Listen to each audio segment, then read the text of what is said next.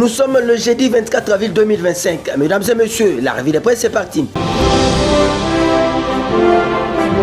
Coopération RDC-Indonésie, le président Félix Tshisekedi a échangé avec son homologue indonésien Prabowo Subianto, écrit le site d'information générale mpifo.net.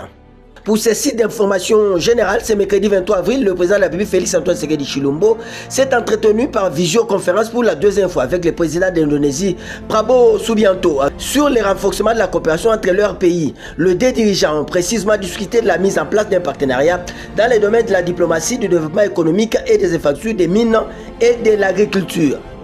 Autre sujet, Doha, les espoirs sont parmi les gros titres du tabloïd Forum des Assans. À jeter un coup d'œil chez notre confrère, nous pouvons lire dans une déclaration conjointe hier, mercredi 23 avril, le délégué du gouvernement et ceux de la FCM23 d'accord pour une cessation immédiate des hostilités dans l'est du pays.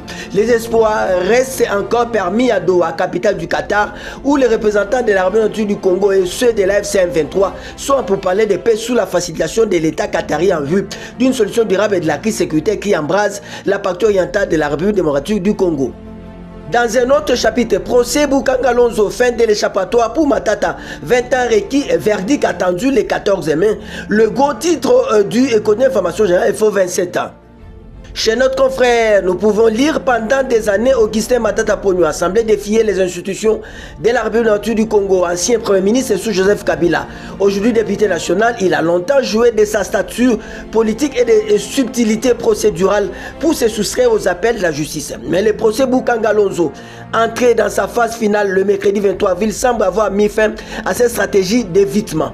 Dohomir, absent de l'audience, il voit aujourd'hui le ministère public requérir contre lui 20 ans de prison, une arrestation immédiate et 10 ans d'inéligibilité. Le verdict est attendu pour le 14 mai.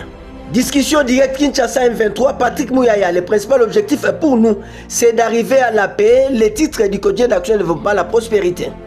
Pour notre consoeur, engagement permanent et conditionnel pour la paix dans l'Est de la RDC, volonté manifeste et continue du changement des narratifs, vision claire et exemplaire dans la conduite de l'action publique. C'était Patrick Mouyaya, Katembwe, confiant et pertinent qui s'est exprimé hier, mercredi 23 avril 2025, sur les ondes de la radio Okapi, plus précisément dans le cadre de l'émission Dialogue entre Congolais autour de l'actualité générale en RD Congo, bousculé notamment par l'agression rwandaise dans l'Est du pays et les catastrophes naturelles devenues récurrentes. Dans un élan de redévabilité sans réserve, le ministre de la Communication et Médias a passé en revue les efforts que fournit le gouvernement central dirigé par la première ministre Judith Suminwa-Tshuluka pour répondre aux aspirations profondes des populations sous l'impulsion de Félix Tshisekedi, président de la République. On va terminer avec ce titre. La justice financière, enfin constituée, à Linguette se frotte les mains. Titre les tri hebdomadaire panafricain auquel l'Afrique, Africa News. Pour notre confrère, un pas de plus vers la mise en place d'un tribunal pénal économique et financier a été franchi vendredi 18 avril avec l'adoption au Conseil des ministres du projet de loi fixant les modalités de fonctionnement de cette nouvelle juridiction. Selon le gouvernement, la mise en place de ce nouveau tribunal et de son parquet devait permettre de renforcer la collaboration institutionnelle entre les structures spécialisées dans les enquêtes d'ordre financier et économique. Africa News poursuit une aubaine pour l'inspection générale des finances IGF qui a tout de suite salué cette avancée et remercié en même temps le président de la République pour cet instrument appelé à renforcer la lutte contre la corruption et à réprimer enfin la prédation financière. Pour les services dirigés par Alinguete, le processus entamé est la matérialisation de l'évolution de la lutte contre la corruption en RD Congo. C'est aussi, se réjouit l'IGF, l'aboutissement des réformes qu'elle a proposées depuis 2022. Désormais, la balle se trouve dans le cas de l'Assemblée nationale pour l'examen et l'adoption du texte avant sa promulgation afin de faire entrer la RD Congo dans une ère de répression de la criminalité économique et financière d'envergure. Ça n'est donc fini pour cette revue de presse. Au revoir et à demain, tous derrière nos phares d'essai Bendele Kouyate Congolais, Téléma.